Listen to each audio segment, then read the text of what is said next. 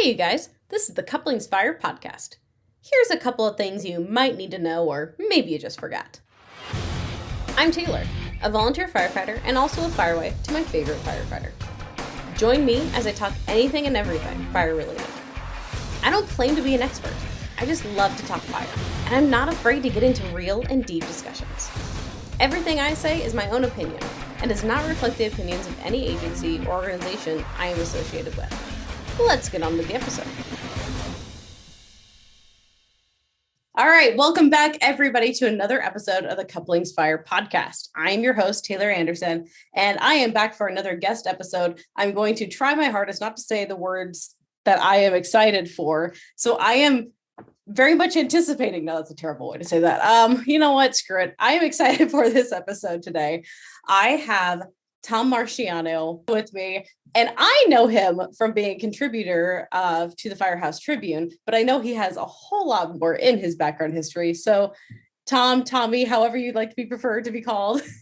It doesn't matter. Either one's fine. Oh, perfect. I'm probably going to interchange it. It's going to be Tom or Tommy the whole time, but it's really great to have you on. For the people who don't know who you are, can you just tell us a little bit about yourself? Yeah, so my name's Tom Marchiano. I joined the Volunteer Fire Service in 2004 from my hometown in New York State.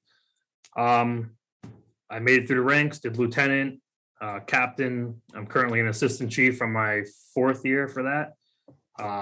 2009, I became a dispatcher for our county. So I do answering 911 calls. I dispatch police, fire, and EMS agencies. So it's kind of cool to see both sides of the realm there.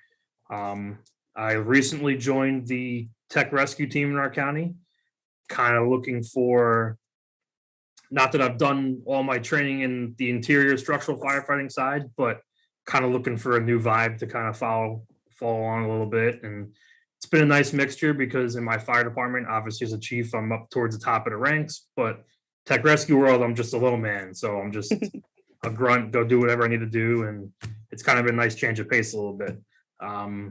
2021 at some point, maybe even late 2020, I joined the Firehouse Tribune with Nick Higgins. I thank him all the time for that. It's a great thing. I put my thoughts into writing, and I'll talk more about his website and his webinars and stuff later on. But so big thanks to him. And that's pretty much it. That is awesome. I did not know the whole part of the starting the tech rescue stuff. That's got to be really cool. Yeah, so like we're not super busy, but don't get called out too often to things. Our county is not that wild, but there's been some crazy calls, and like I said, I'm brand new to it, so I haven't really seen half the stuff that some of the guys that are on there have been. But I'm looking forward to what the future holds for it. So how often do you train for that? We have monthly drills for tech rescue. It's actually divided into two parts. So in the beginning of the month, they usually do a training for trench collapse and building collapse and stuff like that. And then at the end, they do like rope rescue type stuff. So okay, cool. Some guys on the teams really do only the trench and building collapse. Some do only rope rescue. So guys kind of pick and choose where they want to go. But for the most part, we're allowed to go whichever drill we want to. Okay, so I don't know if I actually caught it or not. Maybe you already said this. I'm sorry if you did. But is that attached to your department, or is it like a county-wide thing? Or so the tech rescue team is county-wide. Okay. It's or going to that point, I should say. It's not quite there. It actually started off with just 3 departments that were handling trench collapse and whatnot. It has opened up to a select few people that have know people and gotten into it, taken the classes. But in the volunteer fire service, manpower is tough. So yeah, the county is looking to open it up. And what they plan on doing is doing stuff with requirements and some type of interview process, I'm sure, but that's going to be way above my level because I'm a little man there. So it doesn't matter. Oh, yeah. No, it's just, it's an interesting another avenue to go by. Like you were saying, like, you still have so much to learn on the fire side, on the actual, fighting fireside, but it's something just so different. And I think it's important to have those things that, I don't know, that's different and keeps us sharp and keeps us just interested in learning more about the job. Yeah, absolutely. I also look at it as a point of a fire chief. I actually got into it because I never really had any like need or want to have to go to that side. I took an awareness level class once just to have it under my belt as a fire chief, because if I rolled up one of those scenes, I'd want to know at least an awareness level of what to do. And from there on out, it just kind of like, I was like, oh, this is kind of cool. So went to one of their drills and just built up from there. Cool. All right. So we heard a little bit about you. So how did you actually find your way into the fire service in the first place? So obviously growing up, little boy, fire service is like everything. Number one. Right, exactly. You always want to be like a fireman, a race car driver, an astronaut. And so fireman's kind of how you pick. I had a friend growing up who was in my school, and his father was actually one of the fire chiefs. So when he'd pick us up after school, like he'd come and he had his chief's car, and it was, to me, it was just like the coolest thing. I have none of my family's in the fire service. My dad couldn't do it now if he wanted to, but he's a super buff. So like him and I talk fire, so it's all right. But pretty much my friend's dad is kind of what brought me into the fire service, just seeing him do it and seeing him go to fire calls and whatnot. And on fire prevention day at school, like as a kid, that was always like my favorite day of the year, because the fire truck came to school.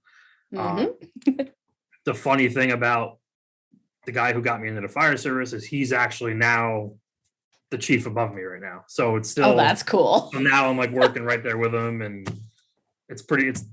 so I can essentially say like my whole life, he's taught me all different types about the fire service. So, and still does to this day. That is awesome. That is cool. Yeah.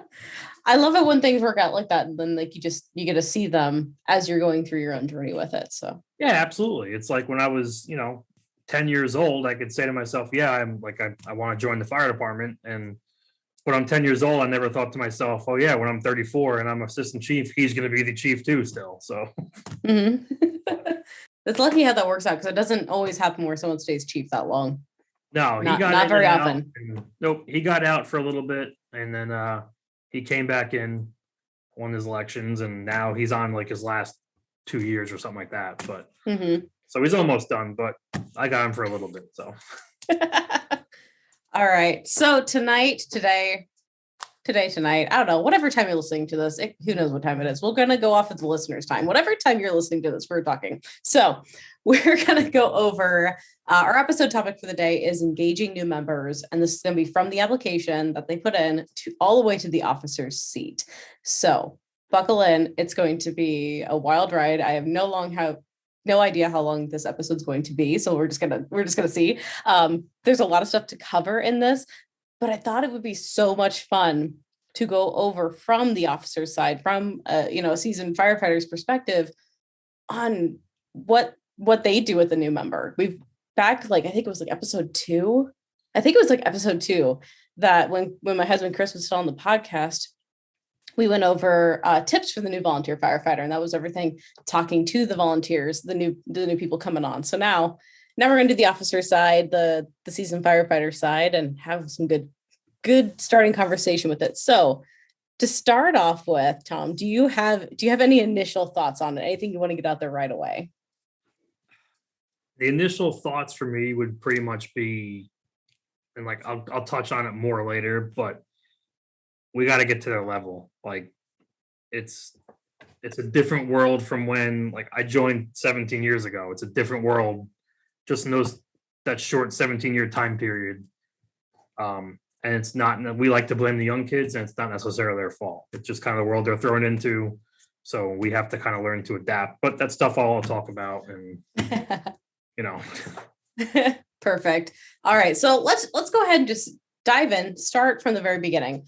So somebody you are trying to engage with, maybe they have put in their application, maybe they haven't. How do you start this process? How have you seen it? What do you like to see? What do you want to see? So in my opinion, it's interesting because in the fire service, there's no free trial. So it's not like I just want to get my feet wet and see what this is like. And if not, I'll just kind of, not join the firehouse. Really, the only way to get your feet wet is to join the firehouse. So you got to look at these kids as they're coming into something scary and new.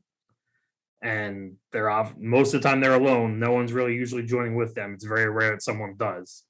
So right off the bat, you have to kind of show them what the fire service is about. And then you don't want to say be hard on them. You don't want to be too soft on them because they're young kids. So usually they're 16 to 18 years old, maybe a little younger if you have like an Explorer program. But they want to try to find their place in life because they're still young. They're 16-year-old kids. They don't know what they're looking for. But if we start grooming them early, we can show them what the fire service is about and hopefully get them to be like, I fit in here, or maybe this isn't for me. And then they go on their way, which is completely fine. You cannot be mad at someone for trying the fire service and not liking it and saying, hey, I got to back out. Like, as I said, there is no free trial period. So their free trial period is them being an official firefighter. Departments that have Explorer programs, that's great. I'm trying to start one here in our town, to be honest with you. I think it's going to go well. I've meeting with the school coming up, and that's what I kind of want to do, because if I can get someone at the age of 13 to kind of know the ropes, then when they are 16, they'll know if they really want to go right into it or if they're ready to just say, hey, this wasn't for me and maybe I don't want to do this. I really like the analogy you brought up to the free trial, because it is something that I don't know how necessarily you'd implement it otherwise, other than just letting them come on and just having that 6-month probation period where they're allowed to, like you said, say goodbye if they want to, kind of thing. If there's another way to implement that, I think it'd be amazing, but it's just, there are a lot of logistics behind that, right? But there are so many people, and it's not, you were talking about the younger people, the 16 to 19, and that is a lot of who we're seeing come in now. But at the same time, you're getting a lot of people who are maybe between even 21 to 35 who are coming into it for the first time, and like, it might not be for them, or maybe they don't know if it'll work out with their family situation, but they want to try it, but that maybe they don't end up not having time. But a lot of us, I know, like, even I've been in the spot before where you don't look bad on somebody who leaves, but at the same time, you're like, dang it, like, I thought you were going to be good. What happened? Or you should have put in more work or something like that. Well, first of all, we got to stop ourselves from going straight to that point when somebody leaves the fire service. But we needed to retrain our brains for that. But I wish there was a trial period. It would be, and that's what I'm saying. That's why I kind of want this Explorer program. Like, it wouldn't work for people who are, over the age and out of school, but for a 13 or 14-year-old, they can't run calls with us or anything like that, but we can go through training steps and show them stuff and talk to them about stuff, and they will probably get some type of an idea if you want to pursue it or not. I mean, yes, they are just kids, but let's be honest, 13-year-olds they're not dumb. They're smart kids. They are. They're old enough to know if they want to pursue where they need to go. So. Well, and even if they don't pursue that, because it's they can either pursue it in a volunteer or career capacity at that point. And it's great because both ways help out the fire service in general. And even if they don't come back and volunteer with your own department or come and join your own department as a career-wise, they might go somewhere else and then figure out at some point that, they do want to do this, and they volunteer or apply for a career position there. Exactly. Yep. So if you could do something to help them out, I mean, there's clubs in different high schools for, a bunch of different careers going forward, and you don't see much for the volunteer fire service or any fire service for that matter.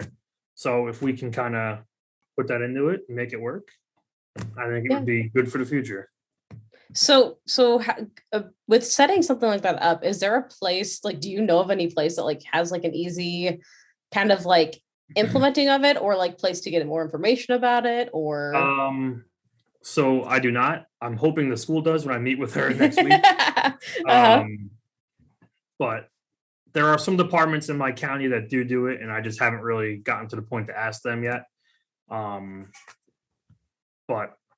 there's a EMS agency the next town over, and although not fire, they are EMS. They have an amazing youth program. They have like 17 to 18 kids in it, and they just man. do their own drills and whatnot. So I've talked to him about it, and obviously it's a little different because that's EMS side is the fire side, but he's given me some good insight on how to keep things going and hopefully get them into it.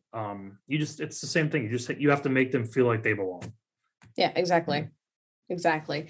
So, for trying to recruit new members onto your department thing. So how do you have either your department or you personally, do you have any other ways that like you actually go out and try to find people you're looking for?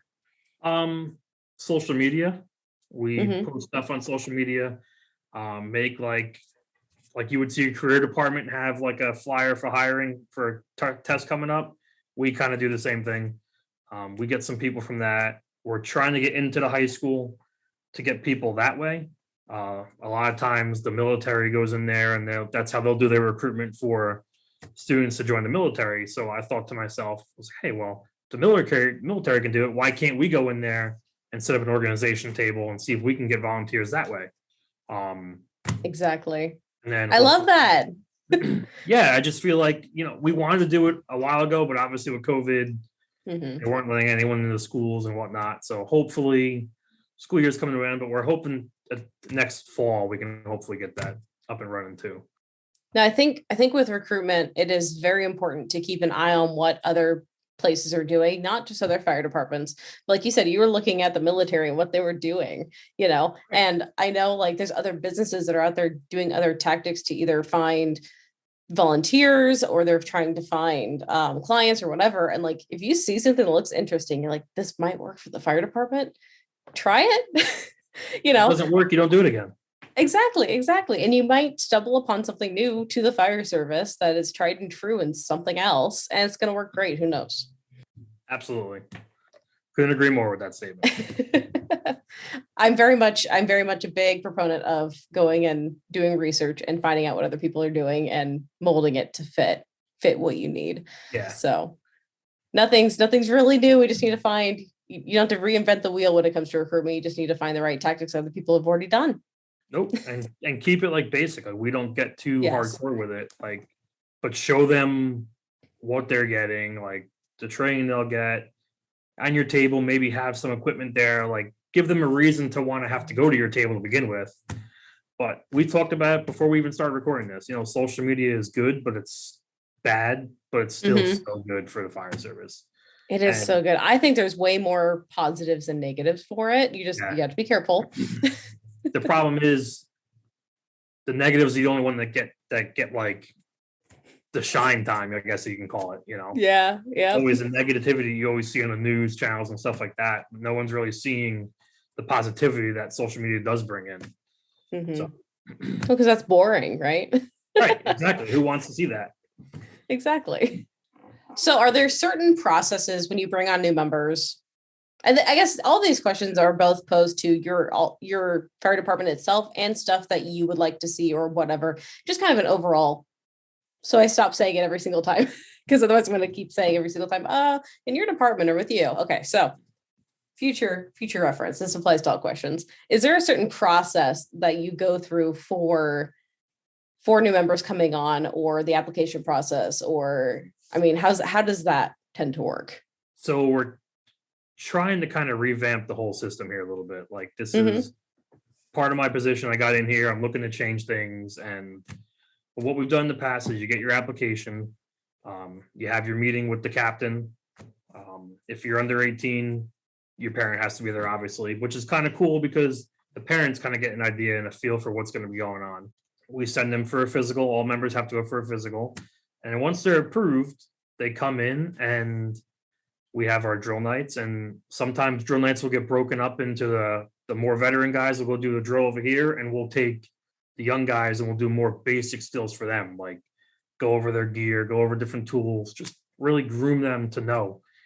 So it kills two birds with one stone. It's showing them the basics, what they need to know, and it's not putting them in the limelight to where they won't ask a question because there's veteran firemen sitting there.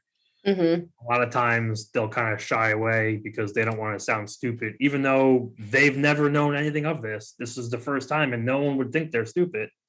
But try to go back when you're 16 years old. You don't want to ask any questions that people are going to be like, oh, you don't know what that is, kid? Like, Oh man, I'm just going to go back to when I was 21 and I was joining my previous department. I still didn't want to ask anybody anything. I'm like, I don't want to know. Like, so the captain we have right now has been done really good job with knowing that, if you put them in their own little realm, they'll kind of open up a little bit. And we did a new member school for guys who have just joined, like within a year and a half to a month. We put them in their own little training, 6 or 7 training nights. Went pretty well. We got to tweak some things, hopefully do another one in the spring, but that's even more perfect because you have a whole class full of them from our department that is just doing their own thing. You're learning basic training. It's you and the officers. There's no veteran firemen there unless they're helping teach the class, and it gets them more inclined to ask their questions and get involved. so is that on top of the normal training nights? Yep. Or do they go to both? Yeah, so we'll have our companies, and our department has 3 houses in it. So we have 3 different firehouses. Oh. So each company does a weekly drill, and then the new member school I would do like in addition to that. Okay, perfect. So And that's nice because it's extra time that they're thrown into it even more right away, which Correct. gets them a little bit more obsessed with it right away. That's exactly right. And then it kind of shows them when the other guys are running their drill and they're doing stuff a little more advanced, they can kind of just observe. But on the new member school nights, they're getting their hands-on, like super basic stuff, like going over where the ground ladder is. And for them, it's perfect because a lot of them don't know. They're not going to know unless we teach them. So I want to back up just a little bit. So when you were talking about your captain's meeting with the new recruit and stuff like that, what type of stuff do you talk about over there? Are there certain questions you ask, or? I kind of just shot from the hip and asked questions when I was captain. Oh yeah. The one now, Brandon, he's great. He's got a whole bunch of probably questions lined up because he's just OCD about that kind of stuff. But usually he asks like what makes them want to join, and rather than making it like a formal interview, he kind of says what's to be expected, like here's how things work and whatnot. So I think really the only formal question they ask is like, why are you here to join? And some kids will be completely honest, I'm here for the college resume. And not that that's not bad, it's good to have you around. Just sometimes that's not what really works out too much because they're there for one reason and don't really want to have the firefighting aspect of it. They're on it because it looks good on community service for a college resume. Completely fine. If that's what you really want to go through, then we'll help you out, and we can definitely, hopefully when you're training, you can make and say, hey, you know what, this is actually how cool I thought it was going to be, so I'm going to stick around. I was actually going to ask, is there any instances that you can remember where that happened, where somebody kind of got flipped a little bit, or you could tell that they ended up loving it more? Yeah, there's one person who comes to mind who we thought wasn't really gonna pan out, but still here. Like, that's awesome. Loving it. Yep. Already done with college, came back, it's all done with, still here. And then you get some people who were in that interview and they know off the bat, and then you just don't see them after the interview, and which is again fine too. Like, you can't fault people for not wanting to do something that they don't think it's going to be interesting to them. Exactly. I value honesty and integrity with it. Like, so if somebody's telling you, I only want to do it for the resume, at least and it doesn't mean they're not going to be a hard worker. They could still be. Not. Absolutely not. It's just they're being very honest about like, this is what I want. This is why I'm doing it. Maybe it's a nice little perk to help out the community or whatever it is. But like, honestly, this is my end goal. Right. So. And also helps out the officers, because then if we know you're never going to go to that level of being an interior firefighter, it's not saying that we're not going to help you and teach you different things, but we know that when it comes to learning certain things, you're not going to want to step up to that point, and we're not going to bug you with it. So yeah, it kind of goes both ways. It helps out. Avoids confusion. Yeah, absolutely. Yeah. That is one thing I want to see more throughout the fire service, is just better open communication, being okay with people just being like, hey, here's the deal, and not taking it personally, and just like, all right, fine, let's make it work for you. Let's make it work for us. And we're 100%. Happy to have you here, but let's make it work. Like, I actually almost look at the fire service like a sports team. So, and I kind of got this idea from Nick Higgins, who's the founder of the Firehouse Tribune. He has a book called The 5-Tool Firefighter that he kind of puts into baseball because he played collegiate baseball and whatnot. But I put it into a sports franchise almost. So you have people on a team and different players. So you have guys who you want to look at, guys who are good at engine work, guys who are good at truck work. You're all on the same team. You have some guys who are, if you look at hockey, like a third or fourth liner, and they're not going to be like your superstars, but when you need them to do like good grunt work, they're there. You have guys who are going to be your top line, and they're always going to be there for, whatever you need them for. But I think the point I try to make with it is and especially in the volunteer fire service, there really is something to do for everyone. Whether you want to bring a little bit to the table and just say, hey, I don't want to go be an interior fireman, but I'll come and pack your hose for you, and no problem. So yeah, there's like definitely room for everyone, I think. Back when I first started, I was just on as a photographer. I wasn't even a firefighter or anything when I first started. It was weird for most people, and it was weird for me too, because it was something different for the department. But there was something for me to do on the fire ground that directly affected other things that were happening. The pictures I took, we used for training. The pictures I took, we used for social media. We used for, sometimes fire marshals would have to use it for investigation, depending on different things. There are so many reasons to have those pictures. And then even when I started, tiptoeing out into actually doing work, I started out doing more of a, just kind of a run around the fire ground, getting different tools for people, whatnot. I'd refill the air bottles, stuff like that. But I'd still do a lot more work back at the station. That was work other people didn't want to do, so it was, I've progressed into like, you can't keep me outside of a house now. Like I want to be the one going in and doing the stuff, but there's a place for everybody. And there was a place for where I started, so especially if you're looking at a department that has these different jobs available. And that's tough too, because every department's different. Some people want everyone to be trained in everything, and some people are okay with you just doing some things and not others. That's tough. And like I'm actually one of those guys that I want everyone trained in everything. Like that's just what I want. Like if I'm going to a fire, I want everyone in my crew to be, interior certified and whatnot. But deep down, I know like in the volunteer service, that's not okay. It's not realistic. It's not. Yeah, you're not going to always get it. Right. It's not always going to work out that way. But to go back to what you said earlier, I think that transition's a lot easier if they're truthful about it when they first join the fire service. If they join the fire service and they're looking and acting like they're gung-ho, but they know deep down they're never actually going to do it, then I don't want to say they're wasting our time, but it's like, I'm expecting you to go to this level when you're not actually going to go to that level. Yeah. So if you just tell me off the bat, like, hey, I want to help you guys out, but I don't plan on going here, I'm just going to go to like here, it helps out a little bit more. Yeah, it's like, I want to go and I want to be great at pump operation. I want to be amazing at that. I want to be your go-to guy, but I don't want to go inside or up on a ladder and bend. Correct. It's good. Right. You know it. So. Yep. At least I know that that's what you're going to bring to the table, and there's no expectations of anything else. And then, like your situation, if at some point in time you want to dip your feet a little bit and hopefully it works out, and then you can switch over to the dark side, I guess. But come to the dark side. We have cookies. That's right. That's exactly right. And they are chocolate with double chocolate chip. So, Oh, goodness.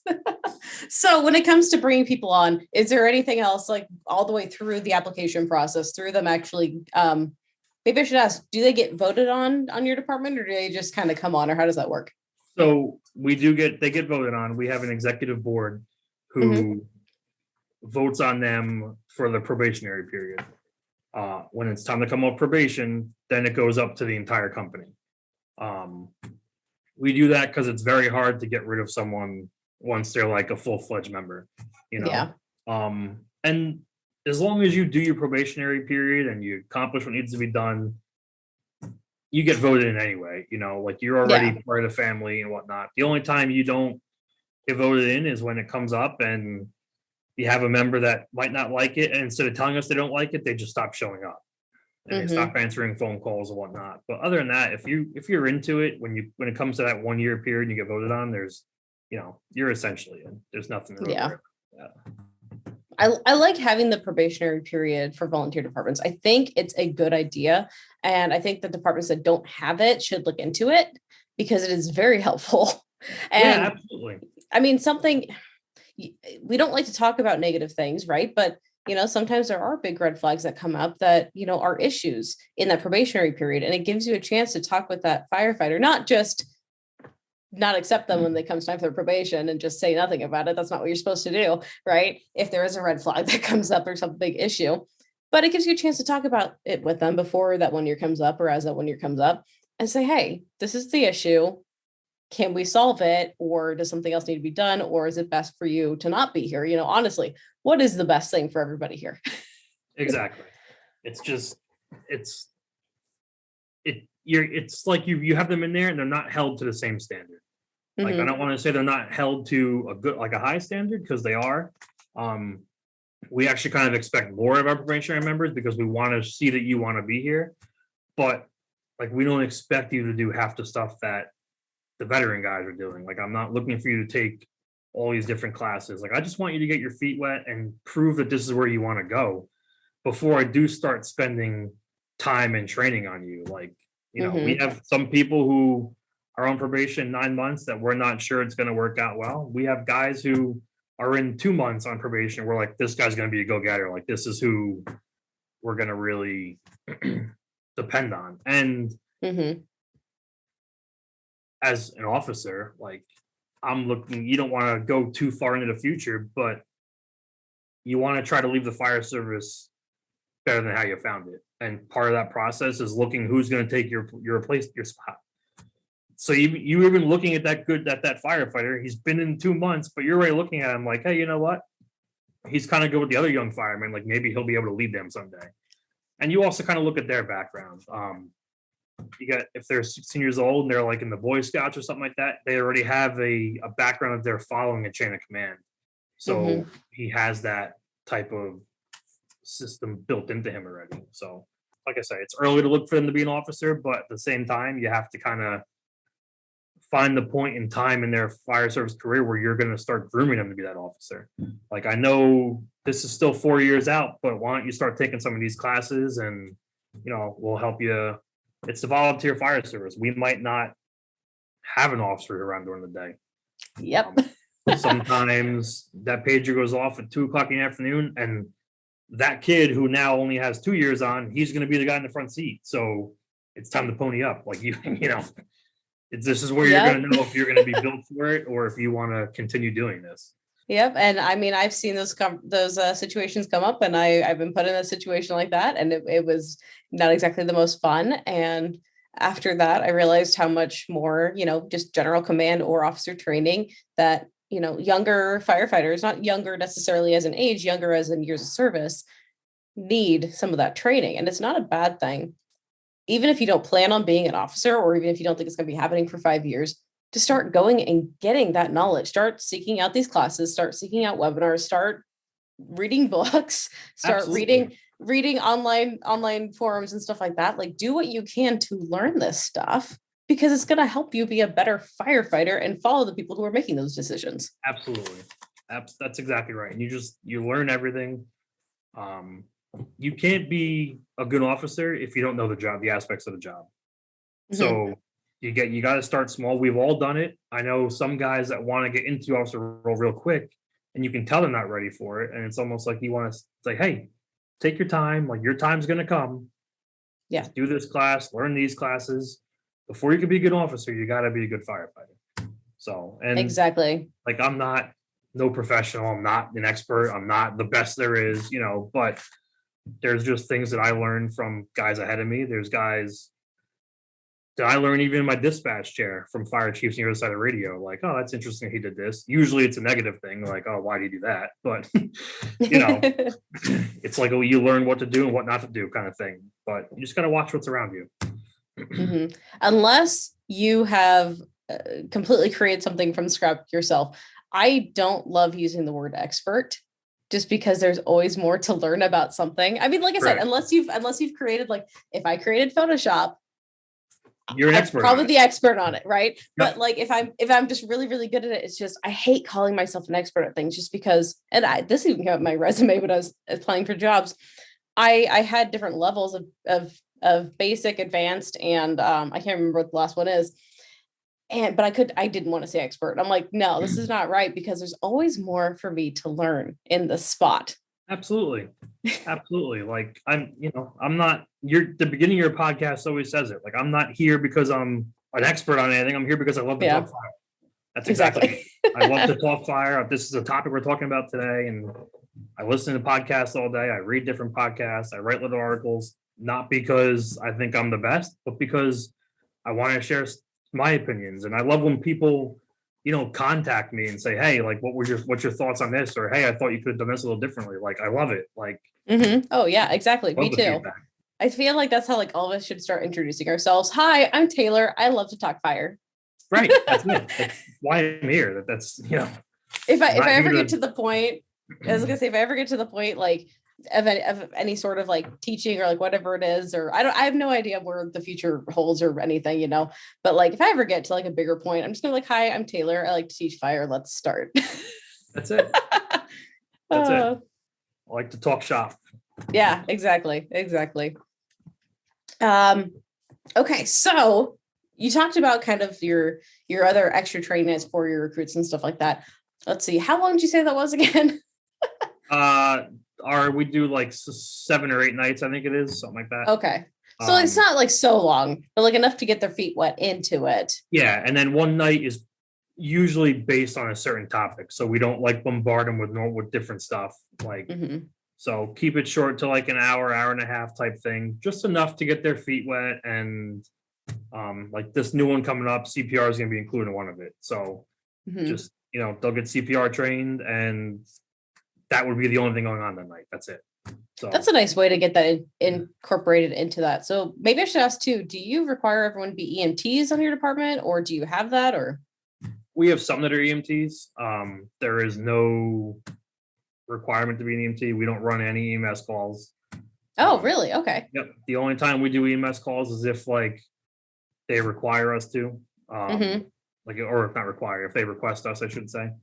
But for the most part, we don't do any of that. The closest thing we do to EMS calls are like car accidents. So we get a few of those. We have a highway that runs right through our district. So yeah. But either that, or like we do like traumatic injuries, like if there was workers stuck in a machine and stuff like that. But that's more for the rescue aspect than it is for the EMS portion. Yeah, definitely. Okay, that's interesting to know about it. But it is nice that you have the CPR incorporated into it, because that is a skill that other people want to have anyways. And it's something, you're going to use it for just about anything. You're on a house fire, somebody goes down, no matter who it is, you have the training for it. Correct. We require it for our members to be interior. They have to have CPR. And it's even better because our state, I believe it's the state Firefighter 1 curriculum, actually requires them to even get their Firefighter 1 certificate. They have to have it. So that's good. That's good. Our mainline apparatus all have AEDs. The Chiefs cars all have AEDs. So like you said, it's not really almost always about the homeowner. What if one of us goes down? Then we can all help each other out. So let's see. There was the first time I ever did the training on doing the CPR on a down firefighter who we brought out from RIT. That training was interesting and stuff like that too. But it was like one of the first times that I had seen like, oh, I didn't think about our own people going down. I didn't think about doing CPR for that. And it's just funny that the more you're in the fire service, the more you start seeing stuff and you start realizing, oh, I never thought about that before.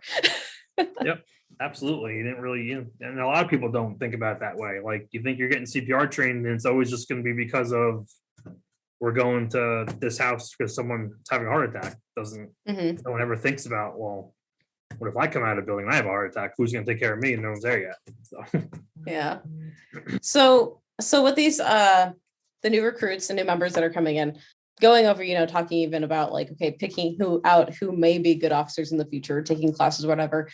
How early do you start recommending that to people? Do you recommend it to kind of everybody or just a select few, or how do you steer them to what to find or what to go look for? To be honest with you, we kind of just chat as our officers, like, and we kind of say, hey, why don't you go take this class, without saying why we're telling them to do that. Yeah. We don't want them to get it to their head that they're like, oh, these guys They think have I'm a gonna be the great spot. officer. Yeah. Right, exactly. So, but if we see you're showing up, like, when we're not around, you can take lead and whatnot. We can kind of just say, hey, why don't you take this class? And then sometimes people approach us and they'll say, hey, what needs to be done for an officer? Like, what should I be doing? And that's where we kind of say, when after calls, like when you're the guy in the back, like I would expect you to go make sure the hoses are packed right, make sure there's speed dry back on the rig, and take the young guys with you and kind of lead them. And that's really your first step into the leadership role. Is we say you don't have to be an officer to be a leader here. Yeah. Like sometimes the senior guy in the back seat, or even the senior young guy, I guess you can say, in the back seat, who's showing the new guys how things work, that's a leadership role. Whether they know it or not, whether they even think it or not, you're leading these kids. They're looking up to you. And we see that, and we try to work on it from there. So we'll say, hey, you know what, we think this Justin kid, and oh yeah, not bad. Oh, what do you think of Carl? Oh, not bad either, and maybe one night we'll bring someone in and we're like saying them, hey, we're shorthanded for drill this week, 2 of the officers are away, you mind helping us out? And we'll have them still participate in the drill, but we'll kind of have them work with us and show young guys like, oh no, here's how it actually goes. So that's a nice way to integrate them into that. Yeah, it doesn't boost their heads up too much that like we're saying they should go be an officer right like tomorrow, but it shows, and it's a good way for us to see what they're capable of. Yeah. Like I said, we're not always around during the day, so it is nice to know if you hear them on the radio when we're not around, that not going to be perfect, but at least you can tell it's in good hands, and it's going to be okay. So sometimes it's hard for us to be like, it's going to be okay. It's going to be okay. We're going to be fine. It doesn't have to be perfect. Right. I mean, like I said, I'll be the first one. I work at 911, so in my county, I can hear our radios. Sometimes people call on and I'm like, thankfully it doesn't happen too often, but it does happen. It does. And it's that importance that, everyone needs at least some training on, even just the basic command aspects. That is something, honestly. So a few weeks ago, I actually had the opportunity to go to a command class. My very first command class I've ever gone to. I've been in the fire service for 8 years. It was my first command class I ever went to. It was ridiculous how long it's taken me to get there. But I've never been in any sort of capacity like that before, really. And it was hard. They actually went through and went through a bunch of different mock drills. And so I, and trying to keep track of everything and attempt to use one of the boards and everything to keep track of people. And holy crap, was that a cluster. It was fun. I learned a lot from it, but it makes me realize how much, newer firefighters. I mean, I don't know necessarily if you need that knowledge when you're a year on, but once you start getting past 2 years, past 3 years, especially if you're getting into that 4 or 5 year range, you might start moving up to an officer spot at some point. Absolutely. You should really have knowledge about how that all works. Absolutely. And we don't get anything too crazy in our area. Like we're a busy department for our area, but we're not overly busy. Like we're not getting a whole bunch of fires or calls that require me to set up some type of command. But like so far, every fire I've had as a fire chief where I've had to set up a command, there's been stuff I've gone back to and been like, why did I do that? Like, why did I do it that way instead of doing it this way? Or things that I pick up as, well, command classes told me I should have done it this way. Why did I do that? So you're always like, I'm always second guessing myself. I'll text chiefs from the next town over, be like, did I sound stupid on the radio? And I want the honest opinion. Like, was I being out of control? Was this not good? And thankfully I've always had good reports, but it's, the point is, like, whether you're in that command role or not, you're always still going to learn it, and you still have you're going to make your mistakes. So these guys who are looking to become an officer, like, don't be ashamed of making the mistakes, but you got to own up to it. Yeah. It's not anyone else's fault. Like, sometimes it might be, but at the end of the day, like, when someone says, hey, why'd you do this? I don't know why I did that. I was, I was focusing on something else, and I just said, "Yeah, go ahead." And this is what the outcome was. So. Yep, if you're able to learn from it and either change it for next time or apply it to next time, I mean, that's the most important thing. So Absolutely. So people on our departments, new members on our departments, when they're kind of in that, so let's say 6 month to 3 year range, how much do you get them involved with the department? Are they just firefighters? Do they do other things? How do you find to keep them around? How about that? So we do a pretty good thing on here. My regular days off of work are Tuesday, Wednesdays, and there's another guy down here that is also off those days, and we have a couple city firemen who they shift work. So sometimes they're off those days, sometimes they're not. But especially during the summer when these kids are off of school, those are days that we'll be down here and like we'll make lunch and we'll kind of keep them into it. We'll go take the engine out, go do some pumping, or take the ladder truck out and do some ladder work, just stuff to kind of keep them involved. So we found out that if we start looking at them, that even though they're 15 years younger than us, as our peers, and we include them in stuff, they're going to feel the inclined to want to be around. Like they're going to want to have to come down and say, "Hey, I'm going to go to the firehouse and hang out today." Like the guys are going to be there. So how do you tell people when you're going to be down at the station, or do people just stop by, or how does that usually get kind of set up? We have a group chat that we have. So we have a group chat for our firehouse for like the veteran guys. And then we actually have a group chat that's just for our junior members that has just the officers and the junior members in it. So they can either put a message in there, "Hey, is anyone around to train?" Or we can do it. One of our lieutenants does it, and he says, "Hey, I'm gonna be around the firehouse today. If you guys want to come down and learn some stuff, I'll be there." So that is awesome. They come down. I want to see that more. Yeah, it works out. Sometimes it works out. Sometimes they're still kids. So sometimes they get to the point where it's like, "I don't want to do that today. I want to go play video games today," and that's cool. Like I'm not trying to take your childhood away from you, but the group chats worked, especially with the city firemen that help us out sometimes. Like, for a young kid, that's someone they look up to. They want to be New York City firemen. It's someone they can look up to. And for the guy to help them out like that, to them, that's the greatest thing that they can do right now. So that's a huge bonus. But yeah, the group chats do seem to work.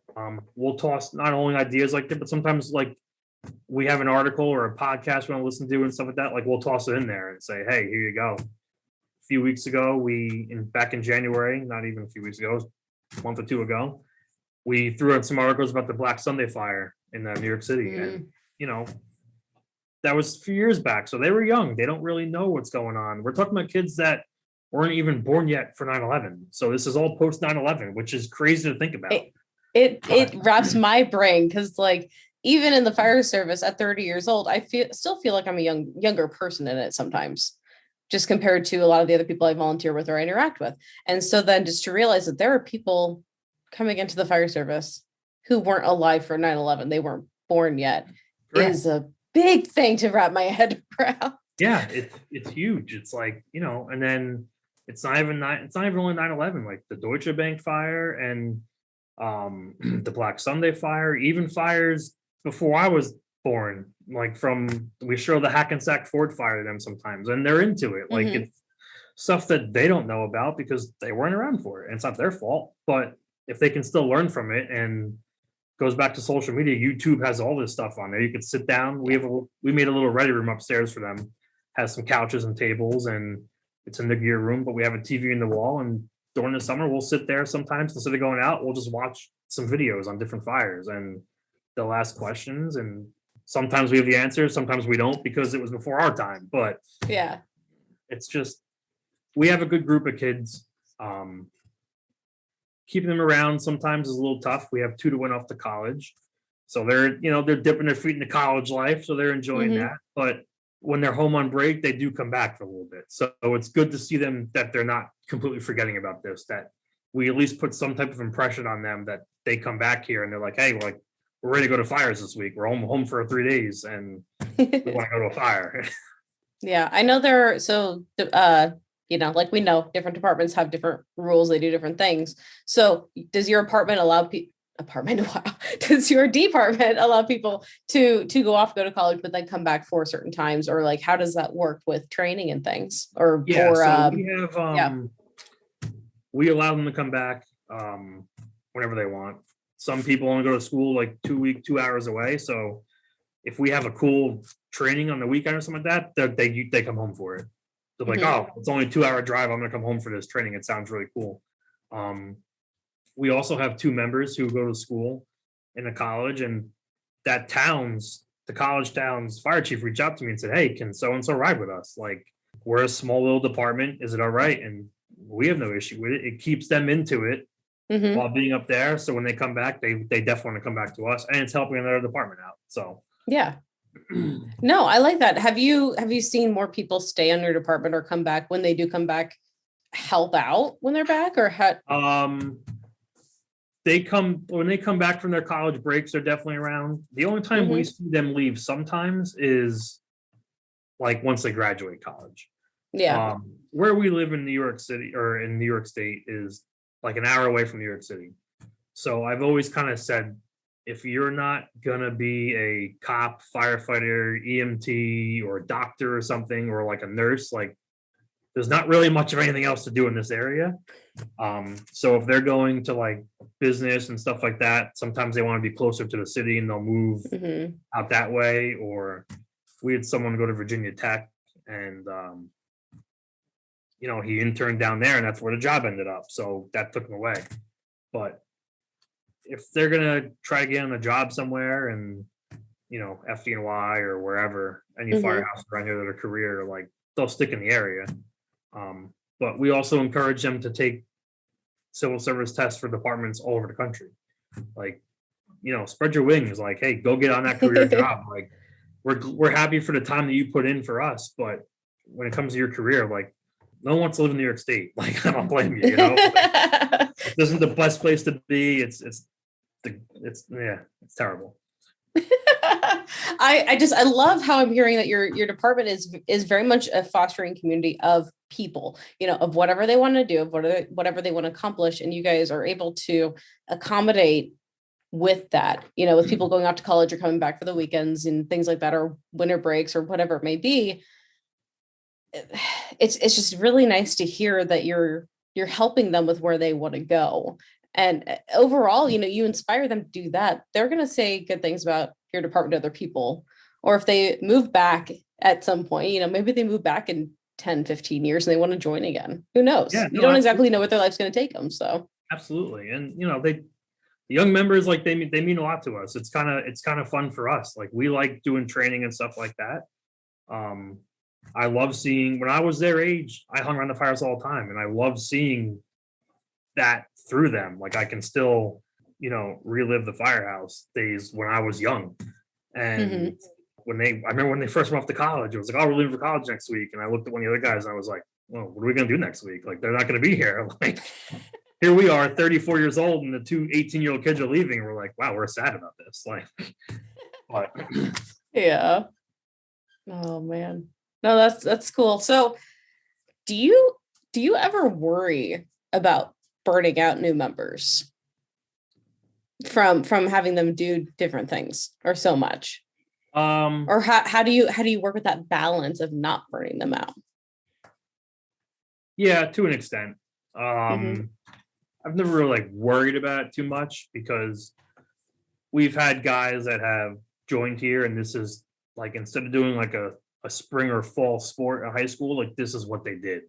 This is what they chose to use their extracurricular activities with. But there are some that, like, we do expect training, and there are training hours, which is what you have to do to be in this position. And they do have homework and stuff, so, and schools are only getting worse with giving out homework. So sometimes I kind of think like, this guy's not coming down tonight. Like, we're supposed to have his training, but we have to remember that they have other stuff that they need to be accomplishing too. And at the end of the day, the volunteer fire service doesn't pay your bills. Like, I get they're 16 years old and they don't have bills to really pay at that point in time, but Some of them have little part-time jobs, and they are planning for their future still. So they're thinking about college or thinking about that stuff. So they have to do other stuff even at a young age to try to do it. But for the most part, I've never really seen our guys get burned out like that. Hmm. They don't really have to take too many classes until they move up a little bit. So, and they can space that out. Like to be an interior firefighter, you have to have like this, and this. But if they join when they're 16, you get 2 or 3 years to accomplish that. Yeah. And that's kind of a long time. In our county, we actually have a career and vocational school that they do a firefighter 1 class in. That's So nice. they go to their home high schools in the morning, and then from like 8 a.m. to 11 a.m., something like that, they go to this other school and they take firefighter 1 the entire school year. So it's almost like they're banging out 2 birds at 1 stone.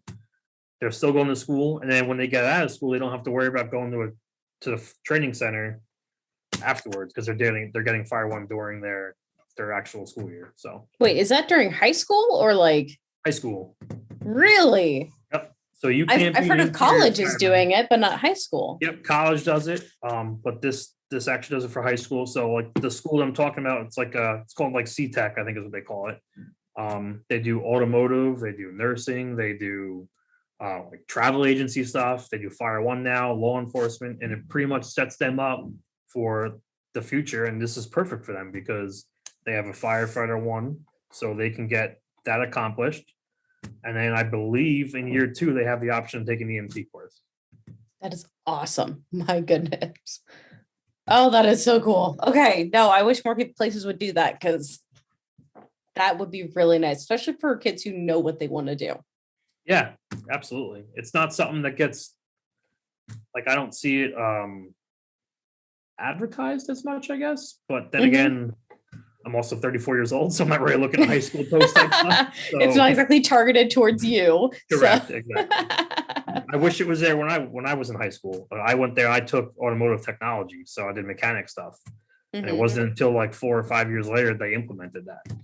But yeah, they used to have a college training program for firefighter 1 and firefighter 2 here in Nebraska, but that left. It's gone now, which is really sad. But I mean, from what I knew, people loved the class and stuff, and it was usually pretty well attended, but I'm sure there's other reasons I don't know why. So, but usually. I wish more of those would come back, just because we would be seeing more firefighters, I think, if you had that available. I think so too. Yeah. It's all about the person you are with them too. Like even in our firehouse, like you get some members that join, and as I said earlier, they're young.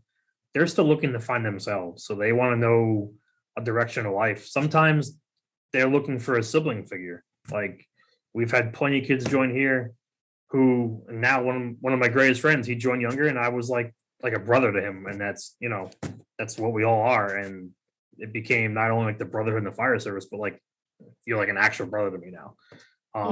You might also get 1 or 2 kids that join, and maybe there is no father figure at home, so they're kind of looking for that guidance. So if we can help them with anything, it's like like we mentioned the fire department dinners earlier.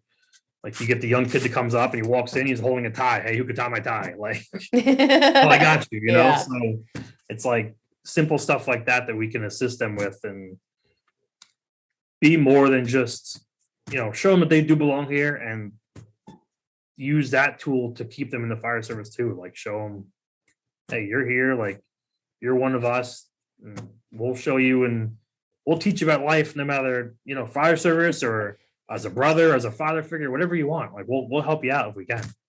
And I think that's what it's all about, really. The fire service is such a learning experience for anybody, and to go into any other profession, it is ridiculous. So like, even if you only did a few years at a volunteer fire department, if you did 5 or less years, you're still going to take stuff you learned from it. You're still going to take the processes you did. You're going to take the structure of the command system. You're going to take all that. It's going to help you so much.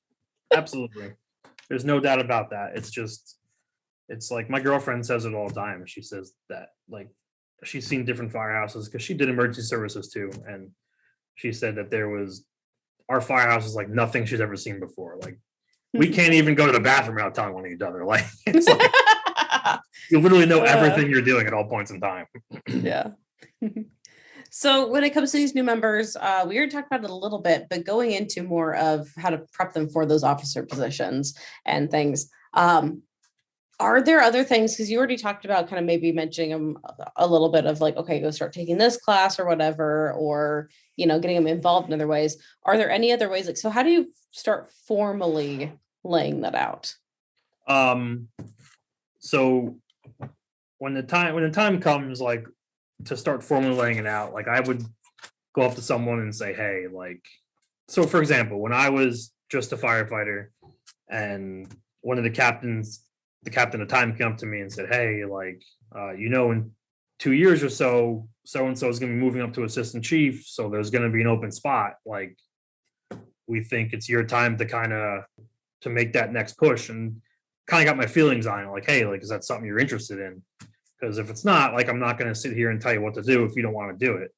I was like, yeah, I'm interested in it. And then he actually laid out like some classes, like, all right, here's stuff you should be taking, like, learn this. And that's when he started saying, hey, you can help out with drills and stuff like that. And they still expected us to participate in the drill, but it's kind of like, if you're good in our fire department, that's the step you're going.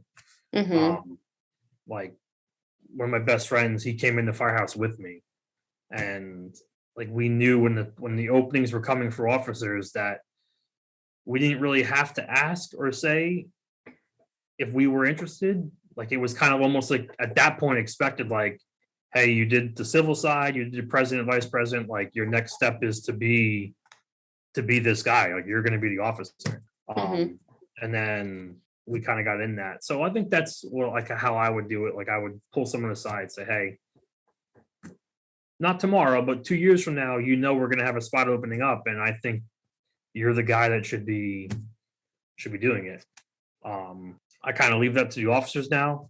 As an assistant chief, I kind of oversee all 3 firehouses, and each firehouse has their own set of captains and lieutenants. So that's on them now. But once in a while, one of them will always ask, like, hey, what do you think so-and-so is going to be like? And sometimes it works out, and sometimes it was just like, hey, you know what? Great person to be a firefighter, but the officer thing didn't work out for you. Yeah.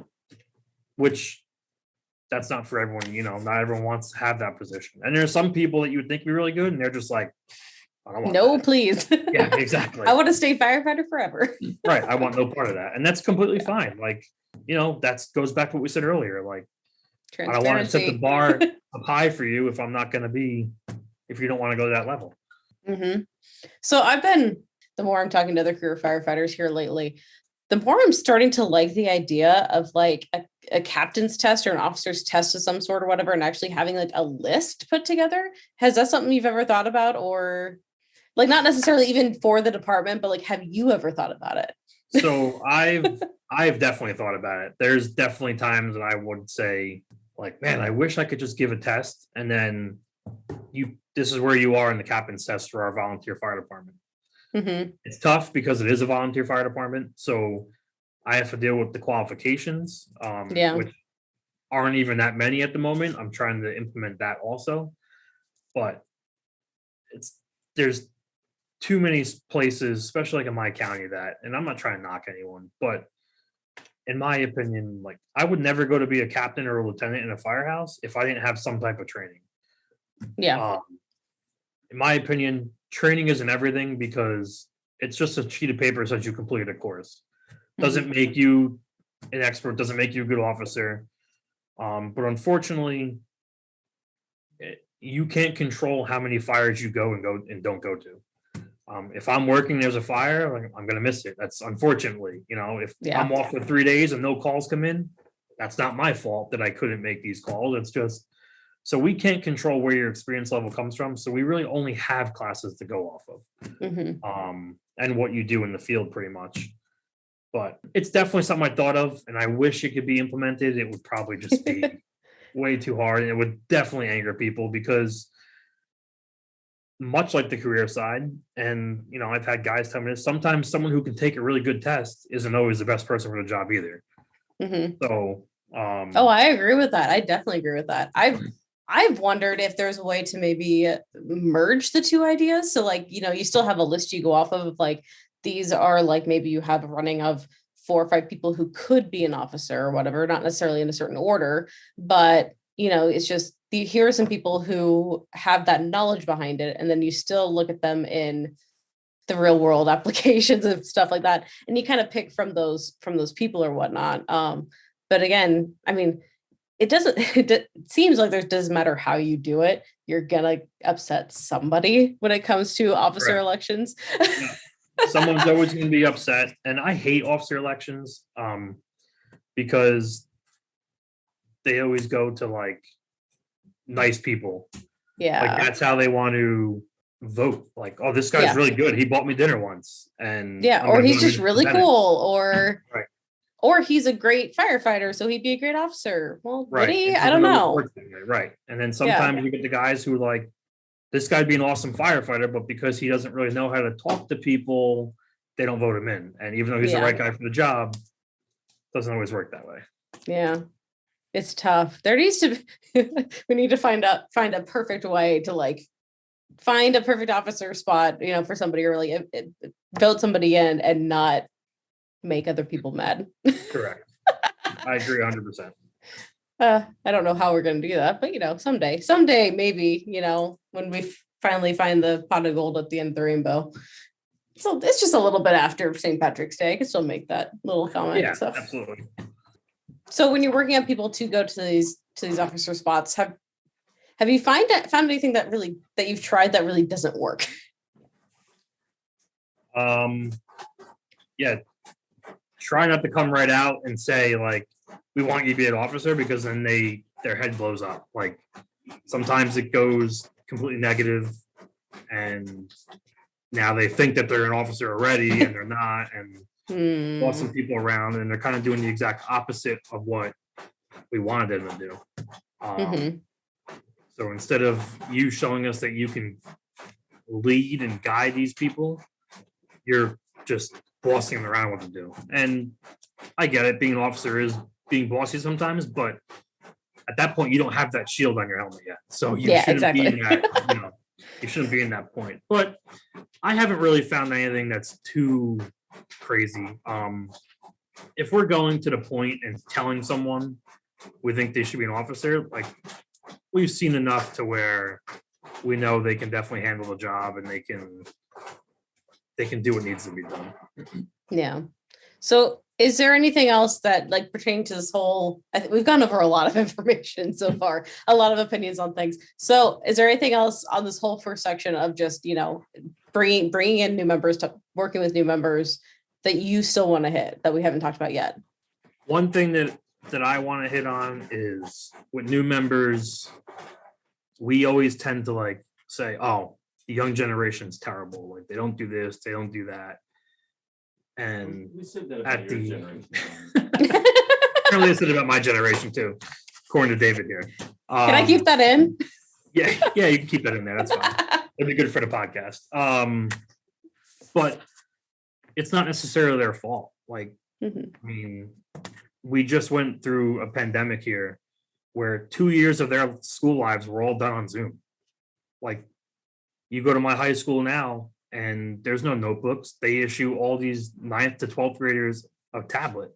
That's what they take the notes on. That's what they're submitting their schoolwork in. There is no more hand in your homework. Like, you can't say the dog ate it anymore because there is no paper. It's all done on tablets. You even look at young children. You go from back in the day when I was 3 years old, I had this toy where I had to put a triangle in like a box to figure out my shape. They don't do that anymore. No, now it's all Mickey Mouse Clubhouse and stuff. And it's like, that's their interactive learning is all on TV. Firefighter 1 classes here in New York State are now blended. You go to the training center for 2 or 3 days where you do your hands-on portion, but the rest is all online. They have kid tablets now. So it's almost like I want to say, like, get to our generation, but at the same time, like this is forced upon them in so many ways. So we expect them to not utilize it, but it's the only way of life that they know. Exactly. Hard work kind of goes out the window, and I'm by no means a super hard worker, so don't get that wrong. But like they don't, it's different. It's just a different world. And when they join our firehouse, we are instantly telling them to do things our way. And it's bad enough they're coming in alone, but now we're telling them to come in alone and do things our way. And instead of us saying or trying to get to learn their learning style, we always just say, this is how things are done, this is how it's going to be done. And I'm not saying we should get rid of how we do things, because I don't think we should. Tradition's a big part of the fire department. But there has to be a way that we can adapt to them, like a way that we can put our learning style to their learning style, because it's the only way they do know. So how can we expect them to succeed in a completely different way if their whole grown-up life they only know technology, essentially? I wonder, I was just thinking about this. I wonder if there's any sort of way, I don't know how exactly it'd work out, but for at least the training officers, but if not just that, like other fire officers, to go and shadow a high school teacher for a week and go see how they're interacting with the students, how they're talking with them, what they do day to day, what they're used to, and just go experience. Yep, it's wild. Like I didn't know anything about the tablet stuff. I went to the high school for a class. The teacher brings us in for like their career day type stuff, and I go there on my dispatch aspect, and they ask like questions about dispatch and whatnot. But like they all come in, they sit, and they have their tablets out, and it's like a different world. It's not. If I had any kind of electronic out when I was in high school, like that got thrown against the wall. Yeah, you're out. Yeah. And now it's different, and you can't yell at a kid anymore, because then that goes everywhere, and that's all negativity on the news. It's just, I feel like sometimes, I'm not saying these kids shouldn't have to work and adapt themselves to our world a little bit, but at the same time, it's their world now, and this is the only world they know. There is no other way to really put it. And sometimes you can get one that will adapt to you. They will come up and say, hey, this is how we're going to do things. Like, we understand the organization. But if we can adapt to their lifestyle and kind of get in their level, like you said, social media has a lot of bad, but has a lot of good. So sometimes learning with them is just watching something on YouTube, or, fire engineering puts out great stuff on YouTube. These podcasts are on YouTube, and that's learning, whether they know it or not. You're sitting there, you're picking up stuff from that, and that's now getting into their style of learning, what they're used to. Yeah, no, it is different. And I know with my past department, just even trying to mold our recruitment efforts to being more online was different for everybody. They weren't used to it. And so, but yeah, like you're saying, there are definitely a lot of people out there who, they're outliers, and they will adapt to the way you're doing things. But if we can just find a way to more meet in the middle, it would be nice. Yeah. I mean, in the fire service, like, we're faced with situations that we have to adapt and overcome all the time. And yet, why can't we adapt and overcome with the way we train them? Because we like change, but we like the way things are. That's pretty much exactly it. I mean, I do the same thing. I hate change. I do, but I love change. Yeah, absolutely. Absolutely. No one likes it. It's just, change is scary at the end of the day. And that's nothing to look at, though. Like, we're asking these kids to essentially change, and that's scary to them. We don't want to change to their level. They don't want to change to our level. But if someone doesn't budge, it's not going to work. Yeah. But all right. Anything else that we haven't touched on yet with those subjects? No, not with those subjects. Nope. Okay. All right. Is there anything you want to talk about before we move on to Family Firefighter Survival section? Yeah, I actually want to give a thank you to Nick Higgins from the Firehouse Tribune. He's pretty much given me this opportunity that we're in right now, Without him, I wouldn't be on your podcast pretty much. He wrote a book, The 5-Tool Firefighter. I suggest everyone check it out. It's on the website, the Firehouse Tribune. It's a good book. I've heard it's good. I don't even have a copy of it myself yet. So what? Yeah, thanks, Nick. Nick, get on that if you're listening to this. Exactly.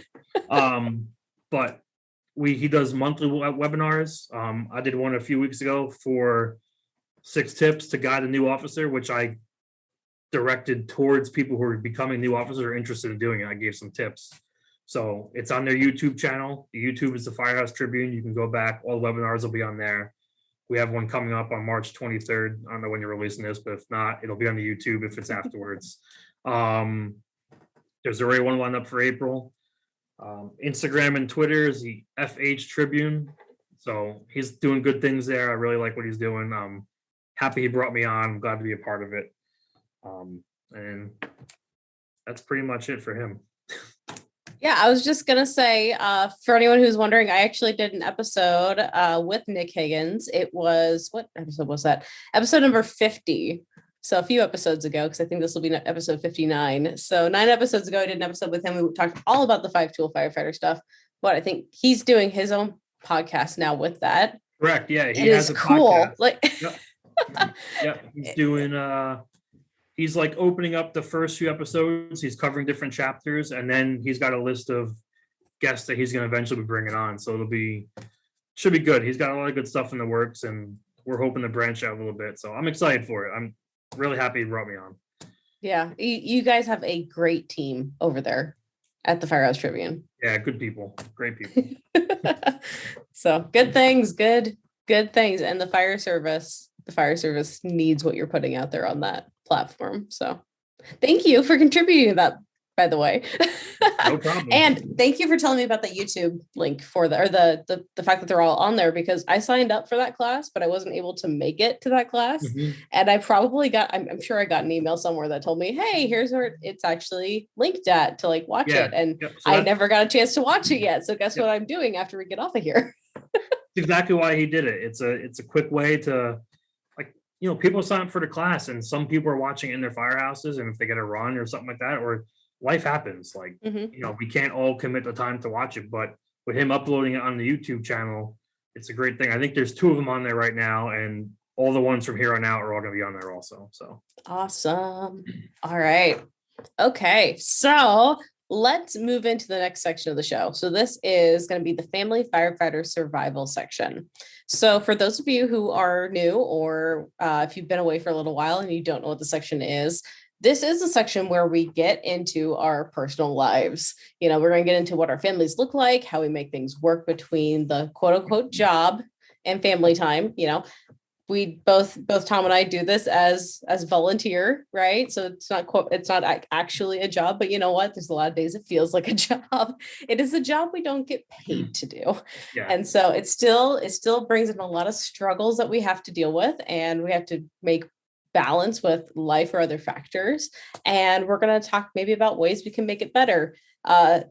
This section is never scripted, and I just like to see where things go. So we're going to get into it. So Tom, I heard you mention a girlfriend back a little bit ago, but how does your family look like? And it can just be, I don't know. I'm curious where it goes. Who you consider family? What does it look like?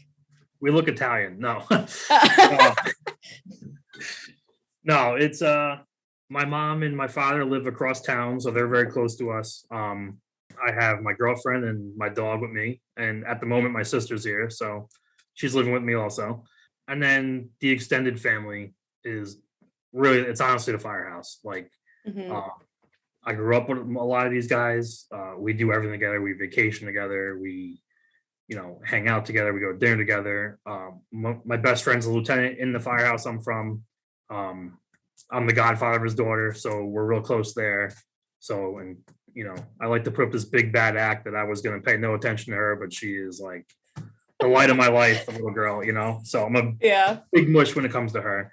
But it's like, I don't have a brother, I don't have a sister. So he is like literally like my brother. And we try to go have dinner with them once a week or whenever, and just, especially in the summertime, go hang out in the patio on the deck, just kick back, have some drinks, and relax. It's just, kind of keep your mind off of the firehouse a little bit, even though fire talk always happens. But it always happens. Doesn't matter how much you try not to. It always comes up. Always. It is important to stay away from topics if you can help it, though, for a while. I mean, just giving yourself a nice break from thinking about fire. I mean, it's hard to do. I mean, there's so many days that I'm doing something else with Chris, and then we just slip back into it again. I feel bad. Like my girlfriend's a home run. It helps that she kind of understands it. She has emergency services background, so she kind of gets it. But I work 20 times harder as an assistant fire chief here than I do in my real job. Like as I mentioned, we have 3 different companies, so there's 3 meetings for that. There's board meetings, there's drills, there's officer meetings. Like there's some nights that I literally have something every single night, and like she's a trooper. She never gives me very little problems about it, Yeah. I mean, it's almost impossible not to have any problems with it. As good of a relationship I have with my husband, we still have problems with it. It still happens. Absolutely. There's some stuff that it's just, oh, I wish you weren't going out tonight. Like she's like, I understand why you have to, but I just wish you weren't. And yeah, I get it. And I try to skip some stuff here and there when I can. It helps out that we have 3 chiefs. So there are times like one of us can say, hey, can you handle this one tonight? And it's fine. As long as one of us are there, it's taken care of. And as I mentioned earlier, sometimes, we're not a slow department, but we're not like a super busy department. We're right in the middle. And sometimes that one night off that I do gets taken up by a call. And that's 3 hours later, here we're back. And unfortunately, but she's really good with it. We have our shows that we watch sometimes and just take a night and hang out, have some dinner, cook a new meal or something like that. Or she'll try to cook a new meal and I'll just watch her. But okay, so can I ask what shows you guys are watching? We watch Chicago Fire. So hold on, does that bother you or do you like watching it? Every firefighter is different how they answer this question. So I watch the show. It doesn't bother me. I know what they're doing isn't how things work. But at the same time, if they were following me around, no one wants to go watch me run an automatic alarm 4 times in the same day. It's not exciting. Yeah, so, true. And the firefighting stuff might be over the top and whatever it is, but the drama is not too far off. So it's pretty on. So for a while I thought the drama was a little too much for me. And then the more I thought about it, you're right. It's just there's a lot of drama. That stuff happens. Yeah. I'm a huge NCIS fan, so I got her into that. So we watched that. The new NCIS Hawaii started, so we both watched that, and we both love Blue Bloods.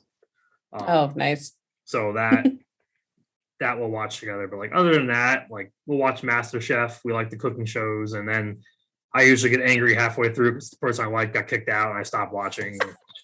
She continues, and she watches a whole bunch of nonsense shows that I don't watch. That she's always chick shows, but those few hours a night, sometimes after our jobs, and we're just relaxing with the dog. It's nice to just have something in common that we can watch and talk about. Oh yes. So I guess did I ever actually officially ask you this before? So are you a respond from home department? Yes. Okay. I assume so. Just how you were talking about it. I never actually officially asked that though. So yeah. All right. We are. So how does that work with relationship wise with home life? Do you just go whenever it comes out, whenever a page comes out, or do you ever have specific rules that you put in place for yourself to keep things? There's no wrong answer here. I'm just curious. Yeah. If we're just kind of hanging home, I'll always kind of go. If I'm going to have a night out with her where I'm not going to go to fire calls or something, we'll go out somewhere. So we'll go to dinner and we'll go, we like to go to Dave and Buster's. We'll play video games against each other just to keep it fun. And it's not in my fire district, so it's not like I'm responding there for a call or anything like that. And then for the most part, if we're just hanging home, I'll go. Unless I'm talking to one of the other chiefs and it's something nonsense and I'm in the middle of cooking dinner, and I'll be like, hey, you got this. So, but yeah, no problem. Like the other two chiefs are good with that. So Yeah. There's really no rhyme or reason to how we do it. And then, Okay. but for the most part, if I know that I want to spend a night with her where I'm not going out anywhere to a fire call, we'll leave town. Like we'll leave everything back. We'll just dump the mines, and go out to dinner, and we're focusing on stuff that's not fire related. So, I mean, have you ever, I'm just out of curiosity just asking these questions. Some of the questions I've never asked anybody else before. So, is there much to do in the town you're in? I guess maybe I should ask. And have you gone and done something in that town and then kind of left to a fire call from there, or does it always tend to be either from home or not at all? It depends. Like there's not a lot, like there is, like we have restaurants and Yeah. stuff like that, but there's nothing too crazy to like where I've ever really left like anywhere. Mhm. But for the most part, if we're going out somewhere, it's usually like out of our town. Out, So, yeah. yeah, so I won't even Okay. actually leave. I mean, if it's something big, we'll go, but usually if it's something big, she likes to go. So there's Yeah. times we're sitting home and like the call come in and I'll be like, ugh, and she's like, no, like we're going to this. And she's all about it. So it's like, yeah, there was one time we had a guy roll his quad in the middle of the woods. Like I get out and like next thing I know, I'm looking and here she is trekking the woods with us. It's like, because she did the EMS thing and she's like, oh, I'm going. Like I'm what if the patient needs me? I'm like, no one's gonna need you. Like, and But what if? right? That's it's just our thing. So she's all about That's it. awesome. I like her already. Yeah, I'll keep her around. Oh, awesome. No, I was just curious about that because I know some people like have their own kind of little rules or mental rules, or some people will or won't, leave their girlfriends or spouses or whatever, if they're like out at dinner or something like that. So it's just kind of nice getting a feel for each individual person. And like I said before, there's no right or wrong way to do it as long as you're both on the same page. Yeah. Yeah. Yep. Yeah. So, was she in the emergency services side before you started dating? Yes. Or okay, so it's always been kind of an easy work into the relationship then with it. Yeah, oh, absolutely. Yeah. And Okay. she was like in her agency, she was an officer of a type. So Oh, that's nice then. yeah, so she had meetings and stuff too. So there was point in times where like she didn't like where I had to go to my meetings, but she gets it because she has the meetings that she has to attend to. So it honestly really helped out the relationship, to be honest with you. And sometimes like, you have a stressful day at work and you just want to sit and watch TV by yourself. And I go home and I turn on a hockey game and she's like, oh, but then that fire pager goes off and I leave and she's like, oh, thank God I can watch my own shows. And then that's it. Like, to her, it's a break. So. Oh, that's going to happen with Chris and I someday. I'm going to go off to a volunteer call and he'll just be sitting at home off shift. He's like, yep, I get to finally watch whatever I want. Don't have to put up with her crap right now. Yeah, I'll come home and the game's turned off and she's like, you left. And I was like, really? Like, it's gone for 10 minutes. That's awesome. Yeah. No, I really do like her now. So yeah, it's tough at times, obviously, like, but the dog helped. So that's like her best friend. How so? Just being an extra thing around. I shouldn't say thing. I had a couple dogs. I love them to death. They're not a thing. They are an animal. They are almost a person to me, but sorry. Oh, yeah. Yeah. Our dog is definitely like a child to us. That is 110%. But it's like her little, like her buddy. Like when she lays on the couch to watch TV, like she's right up on her. That's, and then it's just like a sense of, I don't want to say security, but you're not alone. Like you are alone because no one to talk to, but there's someone there with you. So, and dogs make everything better. So, Oh yes. Oh man. The worst day ever when you come home and a dog's there. It's like, all right, you're happy to see me. Like, thanks. Somebody's happy to see me. Okay. Right, exactly. Someone's not giving me the silent treatment today. Yep. Oh no, we ended up getting a dog a year into our marriage. And it helped a lot because, especially at that time, he was on our fire and EMS were split, but they were both volunteer. So he was doing that and I was just on the fire side. And so there'd be playing times in the middle of the night or whatever it is, or during the day, he'd leave for EMT stuff. Having that dog around was so nice because he'd leave in the middle of the night. I wasn't completely alone still. It was absolutely. just such a, I don't know, a good buffer for everything. Yeah, it comes with extra responsibilities because it's not like you can just leave town whenever you want for days on end, or you have to have a plan. But I mean, I feel like that's a good point that if somebody's having either a stress in their marriage or in their relationship, honestly, maybe look into getting a pet that might help with some of that if they're kind of getting some of that almost abandonment feeling when you go on a call. It's not going to fix things. Don't expect it to fix it, right? No, never. You're still going to have to do work, but honestly, it might help. They're good. They're actually good support animals. They're pretty, like they know when things need fixing, I guess you can say. Mm-hmm. But we don't, like I said, she's a home run. We don't even really argue, to be honest with you, like ever.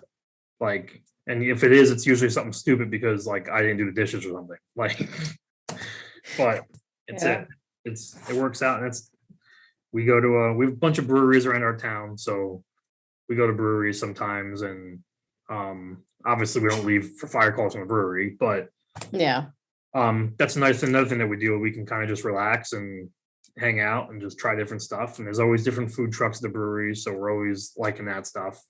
But it kind of keeps not things fresh, but it keeps the firefighting world out of life for a little bit to just sit back and relax. And she knows what it is. She's good with it. Like she's gonna wake up in the middle of the night. Pictures off from like 3 o'clock in the morning. Like I'll come home and she's like, "Where were you?" I was like, "Fire call." She's like, "Oh, all right." No idea. I sleep right through it. So no idea. So, and you don't have to have an answer for this. There doesn't have to be anything. But is there anything that the two of you do to either make things easier or that you just do for your relationship? Or it's very much an open-ended question. I know it's kind of anywhere you want to take it, but is there anything that you guys do that you like that makes things work better? That is open-ended. I know it's very open-ended, and this is just like maybe it's something you notice that other couples don't do, or that just you started doing from day one and you don't know why, but it's worked. Or we try to do like when we have like a date night or something, like I said, we leave town, we'll go out, and we try to still like do fun stuff, like not just during the movie. Like sometimes it's during a movie, but like we'll go to Dave and Buster's and we'll like play the arcade games, and for like those 2 or 3 hours that we're there, like it's just like you're your kids again. We're young, like we're keeping things keeping things at ease, I guess you can kind of say. They're good stress relievers. They're good, you're just laughing, you're having fun, you're making jokes, and a little bit of competitive. Like we get very competitive with like the basketball game, which I hurt my back on one year, but that's a totally different story. Yeah, I'll tell you that off camera. But okay, deal. I'm anticipating that story. So yeah, it's just we try to keep like that. And we did one thing that she had this idea, like it was like this list of stuff, and it was go to Target, and it was like a monetary amount that you had to spend, but it was like, buy something like green, buy a movie you want to watch, buy their favorite snack. And at the end of the day, like you come back and you put it all together and you see what you got each other. And we just kind of spent the night at home, watched a movie. And I told the other fire chief, was like, "Hey, I'm out tonight." Like that was one of the times I was at home when I said it. But it's just, you have to keep that. You have to keep things good at home. If you can't keep things good at home, as much as people say you don't want to drag the firehouse and your personal life together, like it happens. Like if you're having a bad situation at home, you're going to be bad at the firehouse, and your mind's not going to be there, and it's got to be sharp. Yeah. There's plenty of times I come home from stress at the firehouse, and I'm in a bad mood at home, and she gets it. She's actually really good about it. But to be honest with you, I mean, things, knock wood, have worked out pretty well. I think the fact that we do have not even just us, but the firehouse support system. So as close as the guys are in our firehouse, like the wives and girlfriends are just as close. Mhm. Like they hang out together. That's good. Yeah, they hang out together. That doesn't always happen. No, not at all. Like, we all, like, brothers and sisters, obviously people bicker and stuff like that, but like at our Christmas parties, like it's not uncommon to see the guys on one side and they're like on the other side having their own thing, like a high school dance, like separate guys and girls, but they get along and they hang out and we pretty much do everything together. Like we really try to, include people. Like sometimes our date nights get stopped by like, hey, you know what? Let's invite so-and-so with us. And it's like, okay. So instead of just being her and I, it's a group of us. And next thing you know, it's midnight and we're on a patio sipping beers and just everyone's just laughing and enjoying life. And that's awesome. I wouldn't trade that aspect for anything. No. And that's something that doesn't happen everywhere. No. Not especially when it comes to the spouses, the girlfriends, the, other people, just that aspect doesn't always happen. And that is awesome that you guys have that. It's to the point that like we could be sitting down here, like, and if one of the guys are at work and his girlfriend or wife walked in to have some drinks with us, like it wouldn't wouldn't even be weird because it's we're that close, and it's just really cool. That's cool. No, and it sounds like you guys just keep things very, very loose and very exploratory too, just with the Target thing. Not gonna lie, I'm totally doing that with Chris. We were looking for something to do anyways at some point, and I love that idea for that. Like it's something just so different, and cool. Just keeping things just very lighthearted and finding different things, and try to take the focus off of fire stuff sometimes. Yep, it's nice to just put everything. It's not even just fire stuff. It's just like life as a whole. Stress from working our jobs and whatnot. It's just for those 3 or 4 hours that we went out to dinner and we go to Dave and Buster's or whatever, everything's on the side. Like it's just us. We're just having a good time, and it's all we have to worry about at that point in time. I know, like sometimes it's hard for Chris and I because like we get to the point where like we want to be tight with our budget and not spend money, and sometimes it's hard to do. It's just like those are the times like, okay, well, let's go frisbee golf. Let's go to the park and do something else. I don't know, go find a museum that's free or very, very cheap to go into and go have fun. Like, let's find different things that are cheap or free to do and go explore and do that. Yeah, absolutely. Absolutely. There's a place in Connecticut, Mystic, Connecticut, and her and I love going there. It's like a little seaside fisherman village. There's not much to do there. There's an aquarium and some good restaurants, but it's a 3-hour drive, but we've gone up there one day and then come home the same day. It's just, we're essentially driving longer than we are being up there, but we're spending the day together, and it's not firehouse stuff. It's not work related. And it's just good time to get away and enjoy life. Yeah. But no, this has been a lot of fun talking through all this stuff with you. Yeah, this was good. This was a good time. I'm glad you had me on. Yeah, thank you so much for coming on. And then if anyone wants to get in contact with me, I'm on Twitter. It's at Marchiano Tom, and my Instagram is Fireman Tom 193. So I'm sure you'll have me tagged and everything. But feel free to drop in the messages, reach out, and have some conversations. If you didn't like what I said, if you liked what I said, if you want some input, I'm always happy to. If you didn't like what he said, it's Nick Higgins at Firehouse Trip. What? Correct. Yeah, exactly. If you didn't like what I said, blame Nick. Oh, I gotta give him some crap. So awesome. Well, this has been a great time. Thank you for being on the show today. Anytime. Awesome. And for everybody listening, thank you so much. As always, I have no idea what I'm talking about next week, but I'm sure it's going to be a good one. So have a good night, day, whatever time you're listening to this, and we'll catch you on the next episode. See ya.